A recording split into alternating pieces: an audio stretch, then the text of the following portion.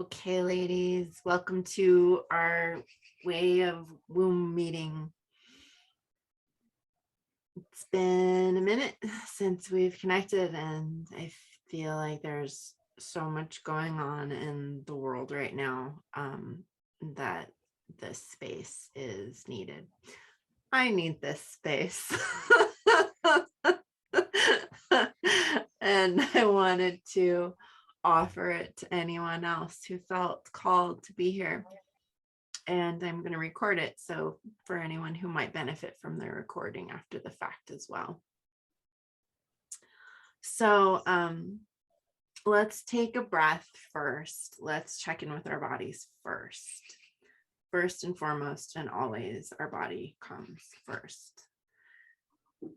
And let's begin by simply noticing our breath. And you can touch yourself if you want to, eyes open or closed, whichever you prefer. We're not trying to control the breath. We're not trying to moderate it. We're not doing anything fancy or special. We're just noticing how we breathe.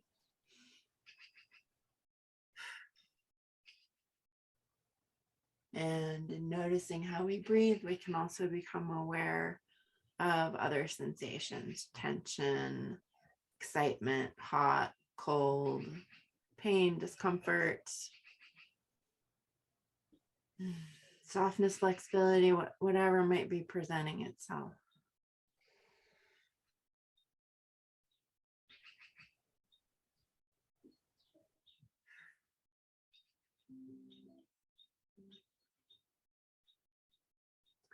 And as we breathe, we're going to follow that breath around in our body. We're going to start at the top of our heads, because most of us spend more time in our heads than anywhere else, just about. And just letting our attention move backwards and down, away from our eyes. Now, I like to imagine moving my energy and awareness in little spirals as I go. So making little spirals moving away from the eyes, little spirals winding their way around our ears. Those little spirals and tendrils making their way around our jaws, our cheeks, our teeth, our lips, spiraling their way down the chin, down the throat. And this whole area, the area of our face and our neck and our head, we both take in and put out a lot of sensory information. We're constantly listening to the world, and we're expelling, we're sharing with the world through our lips. We're breathing all the time. So there's a lot of exchange that happens through the head. And feel free to touch as we go, if that feels good for you. So we're bringing these little spirals down the front of the throat, across the chest, around the shoulders.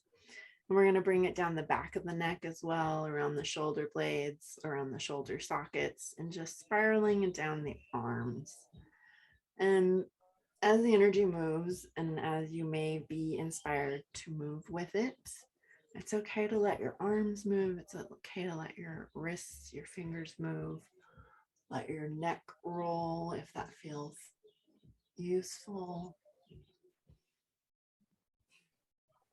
Life is movement. Bodies are designed to move. Somebody's playing some sort of funky music in my neighborhood.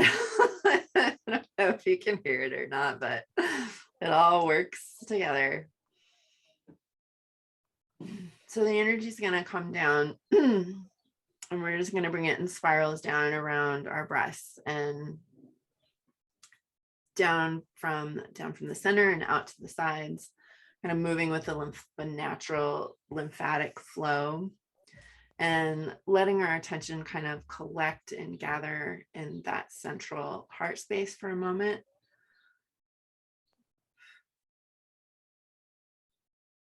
Noticing the physical heart, the beat, noticing the lungs moving, noticing the space between the ribs, and then letting our attention kind of pool in that solar plexus area where the vagus nerve is, And here's always a great place to touch if you feel like you want to. It's like that right behind your diaphragm, the flat muscle. And let yourself breathe for a moment.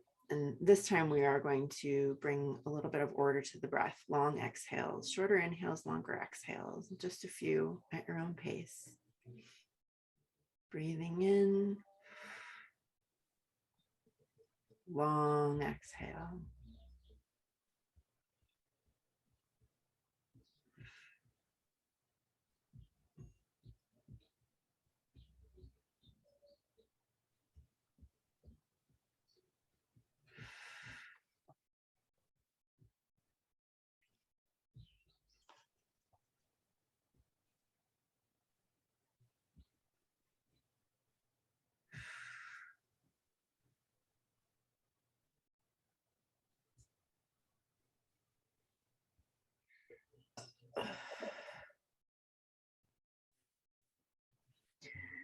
And those energy spirals are coming down the back, like across the area where the kidneys are, back down the front, like below the belly, moving down towards the womb, towards the pelvis. And we're going to really let the energy pool and gather in our pelvic bowl, because this is the densest place in our body. This is where we can hold the most energy, where we can hold the most power. It's like the biggest bones. And the beautiful thing, though, the whole as above, so below thing, the way that our biology is structured, is if you look at the way that the skull is structured and you look at the way the pelvis is structured, the structure of the skull is smaller, but it's almost identical to the pelvis. It's really kind of, you've got the cervix down here and you have the cervical neck, and the cervical's up in the neck. It's really allowing all that energy to drain down into the bowl of the pelvis.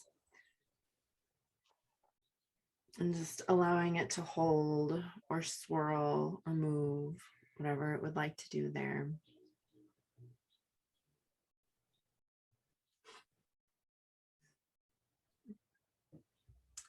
As it also then continues to make its way down the legs, around the knee joints, around the ankle joints, around our little cute toes. And if your feet are touching the ground, you can spiral down into the earth. If your feet are not touching the ground, then you can imagine that it's spiraling down into the earth. Or if you're flexible, you can bring your feet together and you can spiral it through the soles of your feet back up to your body, whatever you like, whatever feels good. No right or wrong way to move energy for your being and body.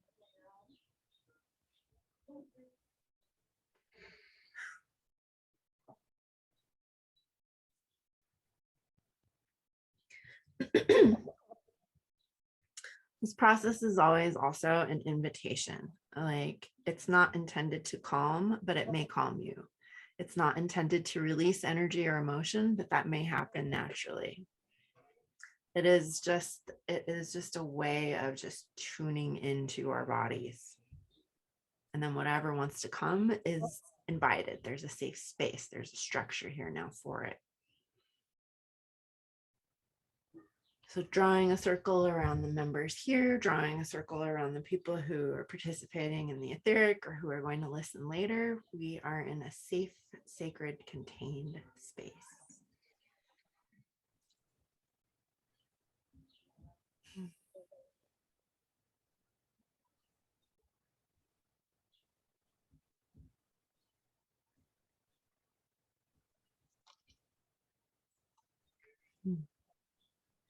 Okay. So now that we've kind of checked in with our bodies, I think it's okay to check in with the kind of the cultural and collective pulse. And the motivation for getting back to doing this was, one, I love doing these. Two, the world is going fucking crazy right now.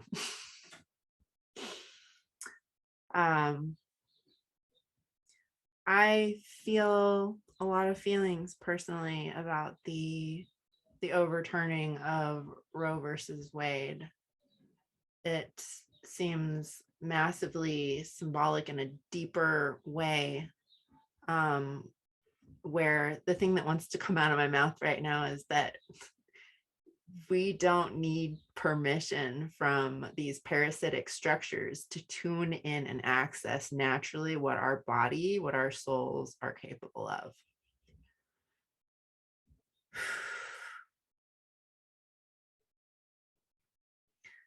And it's funny because I see all of these, I see a lot of memes like what are, you know, what do you call other beings that don't have control over their reproductive processes?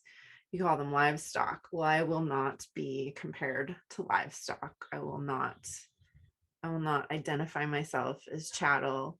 My relationship with my body, with the feminine, with the rhythms of nature, the moon, the sun, our cycles, it is way fucking deeper than this. And I want to first and primarily anchor into that, because without that, like, a warrior that doesn't know what it's truly fighting for is a mercenary, you know. And there are so many sort of surface causes that come across our awareness that it's like it hooks us emotionally. It drives our reactivity up. It creates more division. It has us looking for who to blame and where to place that blame and who needs to go down next and what are the next steps that need to be taken. And I want to acknowledge first and foremost that something has been taken. Something structural, something man-made, something that is actually quite artificial. What has not been taken is the depth, the power, the accessibility, the magic, and the wisdom that genuinely makes us women. And they can't take that. They can't fucking take that. So before we go and fight for what they are allegedly and apparently trying to take, I think we need to come from the place where we remember who and what the fuck we are, because they can't take that. So drop into your womb, feel that vessel, that temple, and ask it, does it not know what it needs? Does it not know how to do what it needs to do in order for life to thrive, in order for life to be ended? Whatever it is that life is calling for, it fucking knows. It always has. It knows. We know.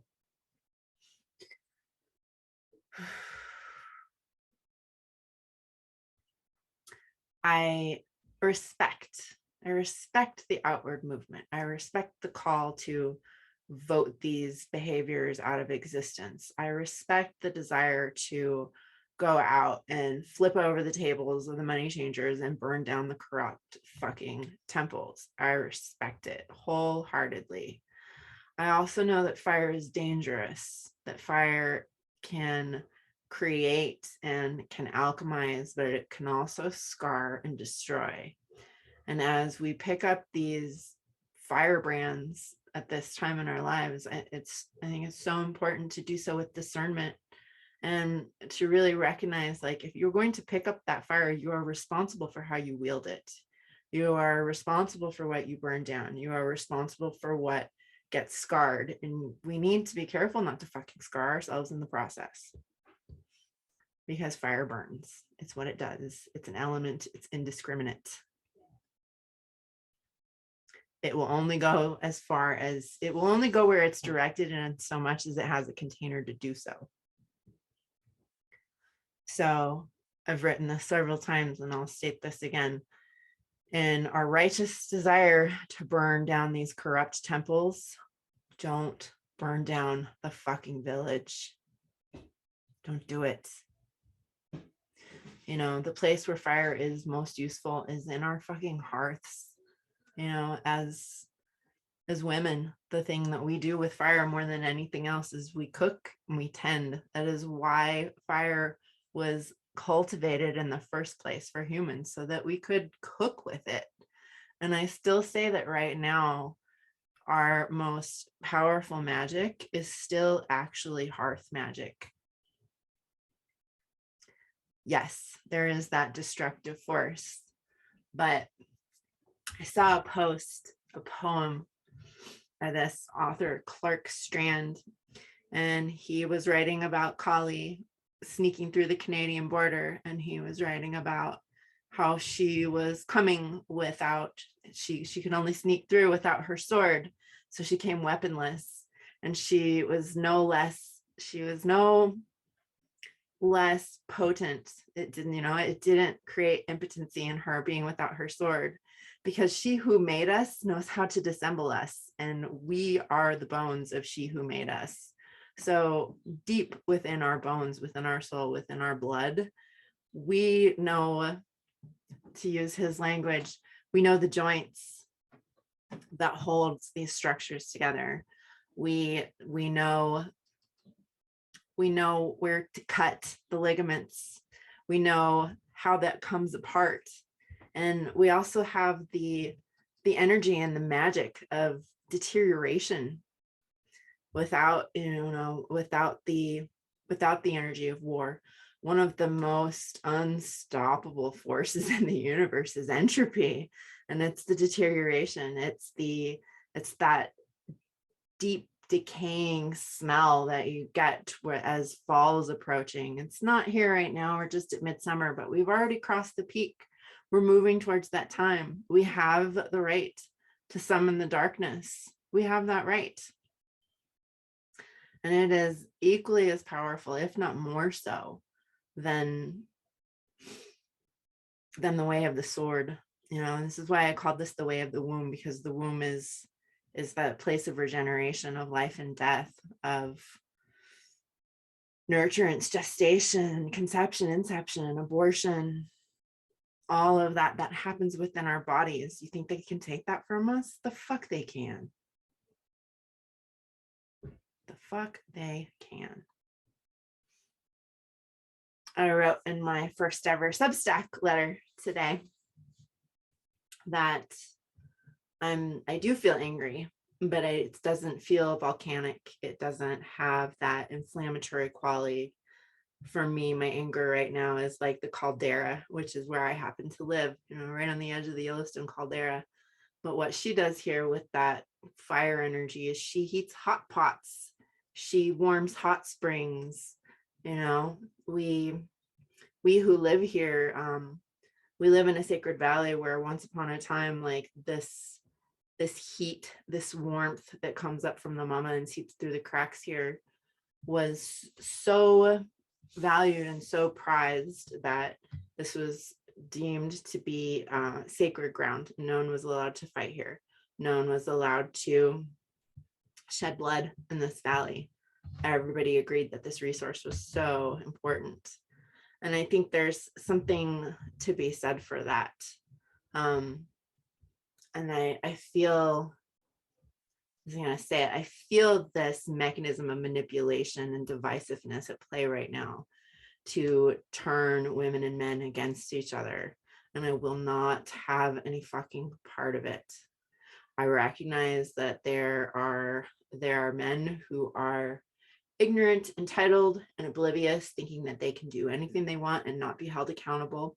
But you know what else? Some of the most vicious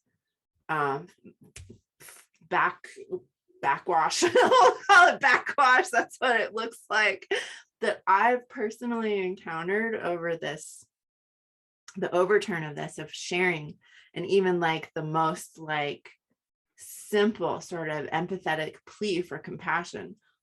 I had an abortion. I hurt. I still hurt. It was the hardest fucking thing.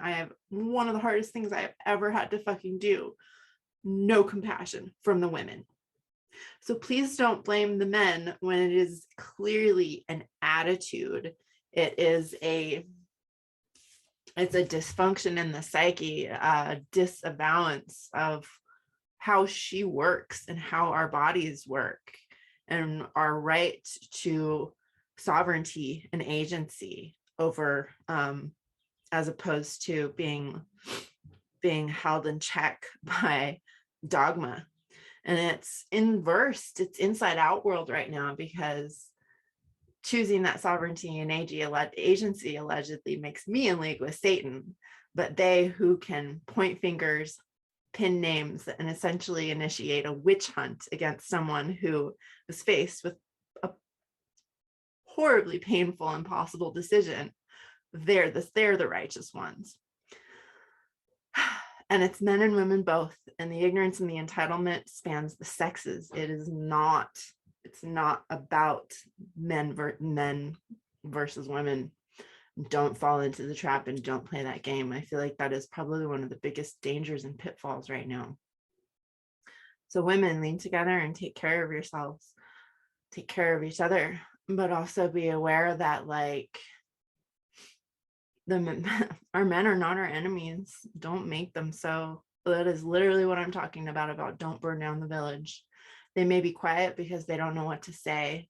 They may be out of their league. They may be out of their depth. This is women's work.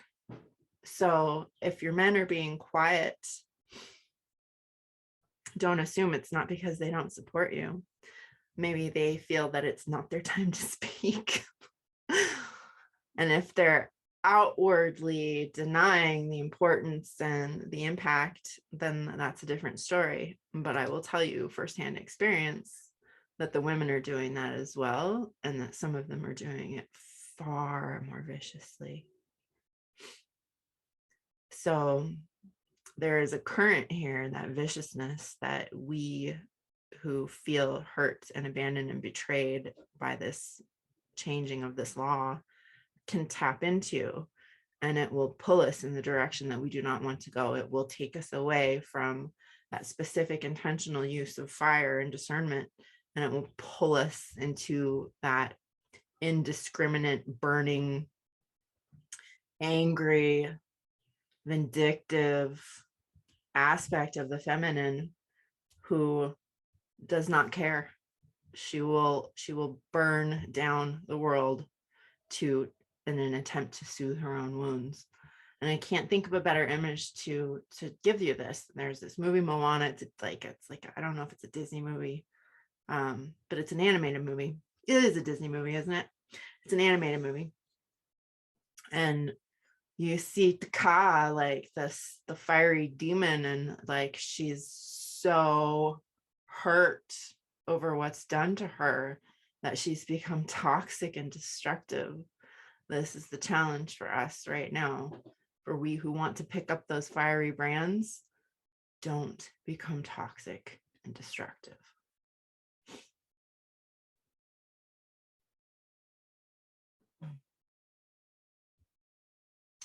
So I wrote in my Substack letter, I'm warming the waters with my rage, with my anger. I'm generating a hot pool. I'm using it to heat stew, to feed people. I don't have it in me to pick up a sword. Not right now. I will hold space for people who do, for people who need that. I won't deny the necessity or the agency in choosing that path, but right now that's not mine.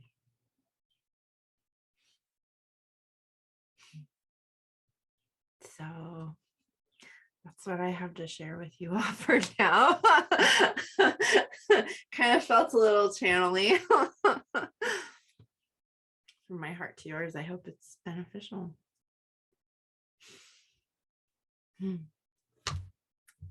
We lost one of our participants, but we have another one. Lori, you have anything you want to say? You want to share? How are you?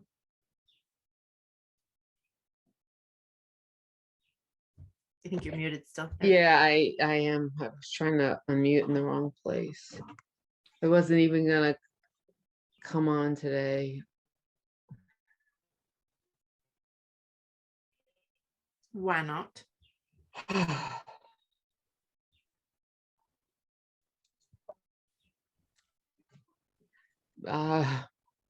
Really not in a good place.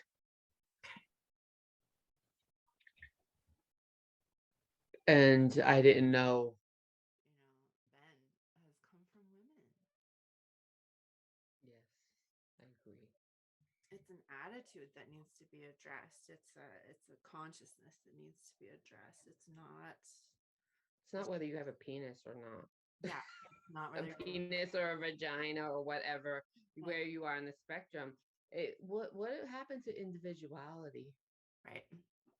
Yeah, and this is not the time to start a gender war, and this is not the time to and I feel it happening, like that divisiveness between the genders, and I feel it happening with this weird social grouping that's it's very disturbing.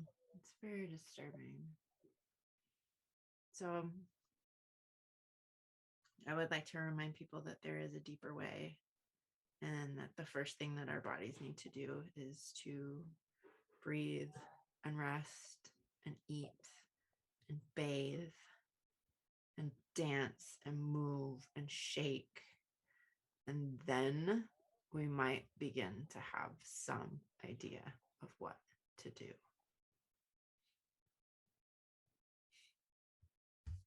And I want to keep this one kind of short. Okay. So I'd like to wrap this up. Okay. And I want to thank everybody who joined the call, and the person that we lost, and you, Lori, for being here. And thank you to everyone who listens later. And so much love to all of you and what you're feeling and going through and experiencing now and always. You can find me at bedheadmystic.com. I'm a professional healer and writer. We are going to get back to doing these on a regular basis. If you're on Facebook, you can join our group, The Way of the Womb. If you're seeing this, you're probably already in the group, because this is where I'm going to share it. But for now, I'd invite you to, let's take a breath or several. Let's breathe together for a few moments.